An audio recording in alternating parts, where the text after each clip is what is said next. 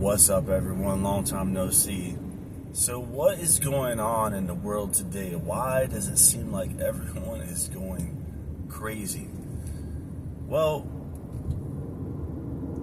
I have something to say on this topic that is something that I think everyone should be talking about, but no one is talking about. Literally, no one is talking about this on an institutional or national or global level, but this is huge news that we should be discussing, and there's no better place to have that discussion than here at Positively Atheist.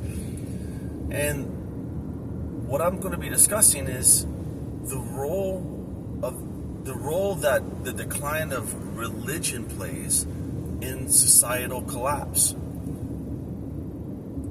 You know, it wasn't that long ago, guys, maybe 50 years ago, that, especially like in the United States, it seemed like everyone was a Christian. It seemed like everyone went to church. Now, obviously, it depends on where you grew up and what area, but, we have this section of the United States called the Bible Belt, which goes all the way basically across the entire middle, or like the middle of the United States, basically all of it.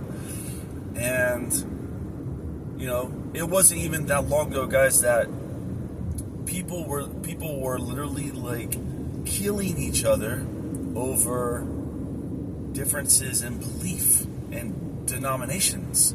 We had whole wars fought over the difference between Protestantism and Catholicism. Centuries of battles, and some might argue it's still going on. I mean, let's be real, there are literally places in the world today that you can be killed just for simply not believing in a God. So this is a real thing, right?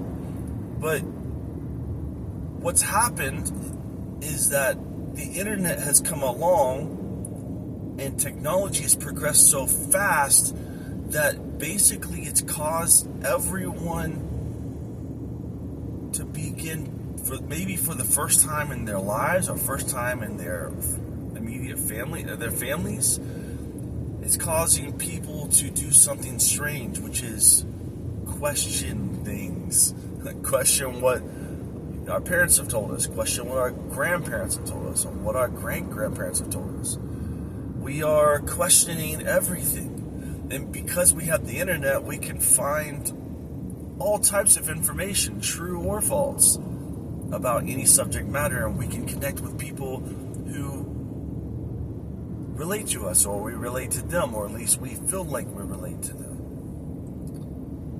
And this has sent tidal waves, not ripples, but tidal waves through organized religion.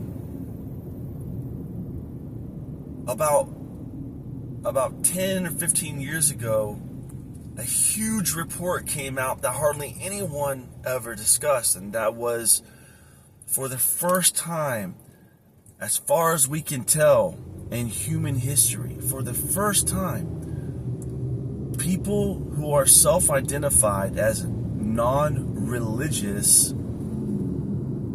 became the largest and fastest growing religious demographic on the planet. Now, when I say people who self-identify as non-religious, what I mean is this. When taking a census, for instance, in the United States, a census question might ask a question like this: what religion do you ascribe to? And it will have, on that form, it will have things like Christian, Catholic, Muslim, etc., etc. A bunch of the major religions that we have today. Not a bunch, but some of the major religions. I mean, it depends how you define major religion, but that's another subject for another time. But then there'll be a little box at the bottom that says none. No religious affiliation. And for the first time, and as far as we can tell, human history, the largest religious demographic are what we call religious nuns, people who have no religious home when it comes to their religious beliefs. This doesn't mean that they are atheists, okay? It doesn't mean that if you ask them, most of those people probably would say they believe in some type of higher thing, whatever that might be. But they are non-religious, meaning they belong to no particular religious association or affiliation. They don't go to a particular church.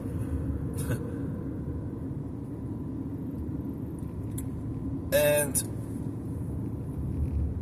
I can tell you firsthand, not only from my own life, but also the lives of many people who I have known who have moved from being in a place of staunch religious indoctrination to leaving that experience and no longer having any religious beliefs. I can tell you right now that it can be a very traumatic experience for a person to go through this experience, to lose your faith. Why? Because your entire life is based on these things that you believed were true, what your parents told you were true, what your grandparents told you were true. And you going from a place where you have total conviction that these things are true, to even just the question of those things is enough to drive some people to the brink of literal insanity. I've seen, my hair is going crazy. I've seen people literally about lose their minds when they even consider the idea that a God may not exist. Not even not believing, just the proposition is enough to drive some people to the point of insanity. It creates all types of internal turmoil and chaos within oneself, because you are basically touching on the nerves of the soul, for whatever that means. And it's extremely painful. It creates many different conflicting experiences within oneself, not the least of which would be a sense of cognitive dissonance. And cognitive dissonance is when you believe one thing is true, but you believe another thing is also potentially true. And this can create inner turmoil and an inner conflict within oneself that can create existential crises in one's life. You know, it took years for myself and many other people I know to even open our minds up to the idea there might not be a heaven and hell. I'm not saying there isn't. I'm just saying the idea that it might not be true is enough to make one spiral into an existential life crisis, the likes of which if you haven't experienced it, you can't even describe. And Nietzsche wrote about this in his works. He talked about the idea of what happens when someone loses their source of hope. Because for many people, let's be real, religion isn't about following a set of guidelines or principles or rules. For most people, religion is a comfort for people. Because it helps people. It's always helped. Religion has always been there to almost be like a pacifier or a favorite blankie, as a child has, to help us feel secure in a world that is sometimes very scary. An idea that people die is a horrible, scary idea, and at the very core of religious belief is this belief that you continue to live on past death, and this does bring a lot of comfort to people. So when that gets taken away or even threatened, it can create a violent reaction within oneself. And if that is questioned enough, it can even create despair within people. People can find themselves so unsure of everything, and they ask the question, as Nietzsche discussed in his writings. They essentially ask the question, what now? If the God, and they say in their heads, we say in our heads, if the gods that my parents taught me about, and their parents, if the gods of old time, if those gods may not exist, what now? How do I know what is right and wrong? How do I know what to do and what not to do when the foundations for my beliefs up until now are now in question? And it can cause you to question everything. Question every decision you make and you've made. Even the person you end up married, or even the idea of whether or not you got married in the first place. I can say for myself, I probably wouldn't have got married if it weren't for my religion. Right? I can say to myself that I would have made other decisions if I hadn't been religious. I enjoy DJing. I've been a DJ for many years, but I probably would have been DJing way sooner. But I only listened to Christian music growing up. That's just how it was. And you could think of any number of crises that this creates and internal conflicts within individuals. Now imagine the repercussions that have over a family, a tribe, a community, a society, a civilization, and an entire species. And I think that explains a lot of what is going on. For the first time, humanity as a whole, and a vast, large number of humanity, have lost their faith. And that loss of faith, that loss of religious experience, has left us all essentially wandering the forest by ourselves, isolated to ourselves. We've lost all sense of community and belonging because all of that was found through our religious experiences. And I believe that this is causing a civilization-wide existential crisis.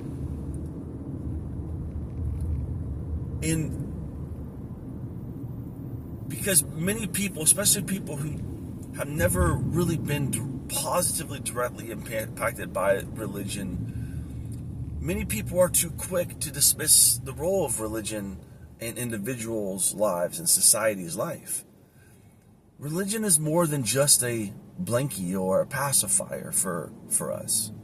It provided religious experiences, provided structure, it provided community, it provided a sense of belonging, it provided rituals, it provided all these things. Whether or not they were true or not, whether or not they were accurate, it at least gave people something. Especially people who are otherwise poor, who are otherwise isolated and alone. It gave people purpose and meaning. And now, in the face of it all disappearing, which it is, religion is dying, religion is dead. It's a fact. In the face of religion dying because of science and progress, we find ourselves as a civilization in major crisis. We no longer have the structures of the past holding us together. Now we must ask the question that Nietzsche posed as a civilization, which is, now that religion is kind of no longer a thing and we are questioning everything, what now? What is right? What is wrong? Is there a right and wrong? What does a normal family look like? What do normal human sexual relationships look like? We don't know, and this is something we've been struggling with for, as far as we can tell, hundreds if not thousands of years as we have been progressing. Now, most people you meet don't attend religious institutions and don't attend community gatherings when it comes to religion. And that combined with the isolating nature of technology means that we now are in a situation where people are becoming more and more isolated every day. And we know that this has a negative impact on many different factors. We know we are a social species. It's clear. We belong to we are Homo sapiens. We are mammals. We are eukaryotes. We are apes. we belong to the order of social organism, and social animals require deep, meaningful social connections to thrive. And for better or for worse, religion cornered the market on that for almost all of human history, as far as we can tell.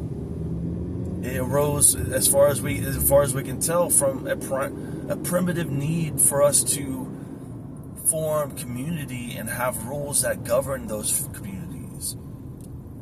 As our brains become more sophisticated, we needed more and more complicated ways to ensure group cohesion, when older abstract ways like what we see with chimpanzees and gorillas still, or in some regards, we see remnants of that where they have a very utilitarian purpose for their interactions. As an example, like picking fleas and ticks or other insects off of each other.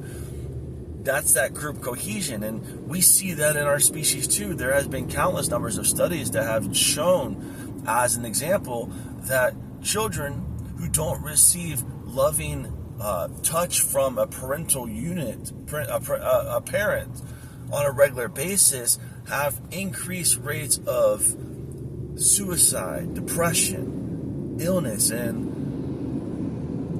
death in general. And we see this in nature too. In social species, the higher order the animal and the higher order the species is, as far as in regards to level of advancement, like us being, I guess, at the top of that, depending on how you define advancement. But higher order animals, especially mammals and primates, we understand that isolation is usually the step right before death. But yet we are living in a time where we are becoming more and more isolated every day, and this is becoming more and more normalized every day. But that doesn't change the billions of years of biological evolution that has engineered us to be what and who we are. And so I believe that a source for a major point of problems within our societies ironically, because of the decline of religion. Some people might think that just because this channel's called Positively Atheist, that I would be happy about the decline of religion. And in some ways, I am happy about the decline of religion. I mean, let's be real. Religion has propagated some incredible horrors in the world. And one of my favorite quotes from Christopher Hitchens was, without religion, good people will do good things and bad people will do bad things. But it takes something like religion to cause otherwise good people to do very bad things. So religion, the decline of religion in many ways is a wonderful thing, because it can be so profoundly destructive to individuals and society when you introduce the idea of believing things on faith without evidence. However, on the flip side, as I mentioned earlier, some things that many people, especially those who haven't had direct positive experiences with religious institutions, are too quick to dismiss the power and the potentially wonderful things that can happen. And religion has, for better or for worse, is still considered, at least on paper, to be the number one source for good on the planet. Whole hospital systems are built by religious institutions. support for homeless people and jobless people. I know many people who go to churches and get food for their pantries. I know religious ministries that go out and rescue individuals who are stuck in sex trafficking rings. They go and rescue them and rehabilitate them and bring them back and help them get back into a healthy, happy lifestyle. Of course, they're indoctrinating along the way. That's another point for another conversation. But the point is, how does society replace these things without religion? This is a huge conversation that we must be having. Because the thing is, for better or for worse, religion and religious institutions at least provided some framework for how we can move together and how we can operate together. It provided a values-based system. Now, some of those values were really messed up. As I mentioned, there's still countries where you can be thrown off of a building just because you have a particular sexual preference that your community doesn't approve of. So religion can do horrible things, and the values they ascribe and that they unite on can be very bad. But unfortunately, what's the alternative that we have? This is the question that we're all asking deep down inside, and many of us don't even realize we're asking this question. But we are all asking this question. Collectively, we're asking, what do we do now? Now that religion is dying, what do we do? What are our values? How can we connect together? Because being part of a running club doesn't connect you to other humans. Being part of a chess club doesn't connect you to other humans necessarily. And let's face facts. Everything is easier when you're part of a religious community. If you want a job, super easy to get a job if you're part of a good church. You need money, super easy to find ways to get money, people to help you with money. Churches will give you money too. They'll help you with your bills when you're part of a good religious community. Do you need help with maybe you're starting a business? All it takes is a quick little message to a couple friends in the church and the prayer group, and now all of a sudden you got business showing up out of the middle of nowhere. Everything in life is easier when you're part of a religious community, and in contrast, everything is harder when you're isolated. And the more you're isolated. See, religious institutions provide a very powerful experience, which is connection based on perceived shared values. When you go into a church and you go in and you're part of a good church, that you believe in those doctrines or those values that church ascribes to, when you walk in on Sunday, you're bumping elbows and shaking hands with other people who, at least on the surface level, proclaim to share your same values. And this is extremely powerful for building a community, for building relationships, for building friendships, for supporting families, and growing civilizations. Extremely powerful. What's the equivalent to that for the person who's non-religious? What's the equivalent to that for a person who doesn't believe in religious doctrines? Where do you find other people that you share values with, that you connect with on that level, or that you perceivably can? If you want to find a babysitter for your kids, there's no better place than to find one at your church. But where's the equivalent to that for the non-religious person? As far as we can tell, there's not really any options. The best we have are meetup groups where you can go meet up and talk about your favorite book or something like that. And yes, that can work, but the thing is that just because you and this other person like the same book, or because you and this other person play chess, it says absolutely nothing about what you value in your life. And that's not a major problem, because obviously if you spend enough time learning about people, you can begin to uncover those things more and more. But when you're part of a religious community institution, you are surrounding yourself with people who share similar values with you. You may not like any other sports or activities, but y'all share similar values. So if you need to find a babysitter, it makes it super easy. If you want to support a business of somebody who shares similar values with you, super easy when in a church. But where is this experience for the non-religious person? It doesn't exist as far as we can tell. There are tons of anti-religion groups, and there are tons of atheist groups, and there are tons of agnostics with the purpose group, and groups that are engineered to fight against religion in the public space. But where are the groups for those of us who aren't activists or aren't out trying to change the world or fix something, or those of us who don't play chess or don't read books? Where do we find community with other people who share our values outside of all those arbitrary, abstract concepts? A place where generations of people communicate together and connect together and build meaningful community based on shared values from multiple generations, grandparents, parents, singles, kids, children, all the things that come with being part of a powerful, quality religious community. Where is that for everyone else? This fastest and largest growing religious demographic, the religious demographic of nuns. There doesn't seem to be anything. The closest I've found is an organization called Oasis, which I think has an extremely powerful approach. And basically, it's a community. The idea is, can we replicate? What can we do to rebuild now that everything's been destroyed?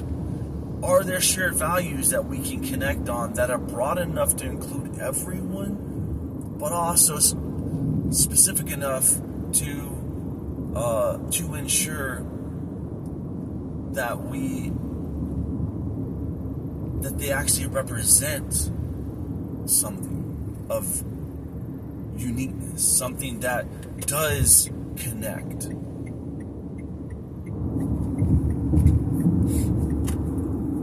I'm not sure what the answer is, but I do believe that this is a conversation that we must be having as a species. The decline of religion, while on some levels can be amazing, it can also be very destructive. You know, in our world today, we tend to have two different perspectives that are very extreme and seem to be diametrically opposed and polar opposites. We have ideas of progressivism and liberalism that are essentially what I think are ways that we are looking forward into the future. Then we have conservative values, which in my mind are values that are looking to the past, looking to what we have learned, what has been working. Both of these are actually super important to have. You must at all times be looking forward into the future as to what can we do that's new and different that improves things, but you must also be able to look into the past and understand that not everything in the past is bad just because it's in the past. There could be things that we learned in the past that have real value. Has religion been perfect? No. And did it get a lot of things wrong? Obviously, yes. I think we can all agree that religions have always gotten some things wrong, if we're all being honest with ourselves. But we have to be careful that we don't, in the process of trying to free ourselves from these old constraints, we have to be careful that we don't throw out the baby with the bathwater. Maybe some of the values from the past are real. Maybe they are based on some type of real premise, and some of them are important. Maybe some of and I know this is going to make a lot of friends in different circles, but maybe some of the ideas around gender, or ideas around gender roles, even maybe they have a place in reality. Maybe they are somehow intricately connected to our biological makeups as living organisms, and some of those things, maybe some of those have value. But also, maybe they don't. maybe some things from the past seem to make sense on the surface, but maybe they don't actually make sense. A perfect example, let's look at things like old religious traditions about not eating pork. Now, this is not meant to be a discussion between vegetarians and vegans. We're going to leave that aside, but let's just assume for the sake of conversation that you're a person who is okay with eating meat, but you're not okay with eating pork because of reasons. Now, I know many people who don't eat pork for religious reasons, or reasons in general, and they'll cite things like, oh, pork is unclean, pork is unhealthy meat.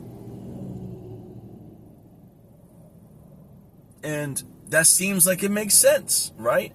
But the truth is, those beliefs may not. Now that we have more science, these claims have been tested and have been shown that it's actually not true, or at least that there's not sufficient evidence to lead us to believe that pork meat is any unhealthier than beef meat, as an example, or chicken meat. That there may not actually be a difference. But this is a perfect example of what Nietzsche discussed, which is, now that religion's dying, now that these old beliefs are dying, what now? What is the right approach? Is it okay to eat pork? Is it okay to spank your children, as an example? Is that okay? I don't know. I don't know the answer. I don't know if we have all. One thing I do know is that I know that we don't know everything. And I think that's an important place to start, is humility. To start in a position where we understand that we have very limited vision of reality as it exists. We only get to see it from our perspective, and even that is very limited as well, being a subjective experience. So I know that that we start from this position where we understand we don't know everything, and I think that's the best place to be at, where we are looking out, we're remembering the lessons we learned from the past, but we're also not afraid to envision a better future. And I think that's an important place to be at as individuals and as a society. And then from there, we ask the question, what now? And unfortunately, sometimes the only answer you can give is, I don't know. So I'll leave it on that right there. I'll leave this video on that point, which is, what now that religion is dying and we're looking for something, we're obviously we understand what we need, we understand what the implications, and now that the old systems are dying that gave us all of our direction and guidance, what now? What do we do? What do we believe? What do we value? And I think if we can each reflect on those questions, I think we will find our answers, and we will find our communities. But it is going to take some focused effort. Unfortunately, many people in this world don't arrive at many of their decisions because of focused effort and intentional thought about what direction to go. Many people just live their lives in a state of blissful ignorance. They accept the things that have been given to them as true, and they're unable to question those things sufficiently because of the trauma and because of how difficult it is to do that. Sometimes it's easier just to accept things the way they are. But that system is no longer working. It's becoming harder and harder to live a life of blissful ignorance because we now have access to everything. With AI now and with the internet, we're seeing through the bullshit. But we're still failing to see through our own bullshit. We're unable to see the correlation between these things, which is preventing us from having an internal and external conversation about the implications. So where do we go from here? I don't know. Let's open up some conversation in the comments section. It's been great talking to you guys and girls and whoever else. Until next time, keep it positively atheist, everyone.